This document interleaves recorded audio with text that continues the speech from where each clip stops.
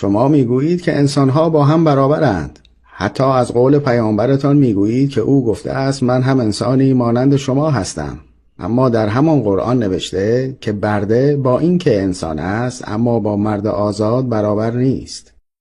دزدی و غارت اموال دیگران بد است، اما قرآن شما غنیمت را مجاز دانسته است.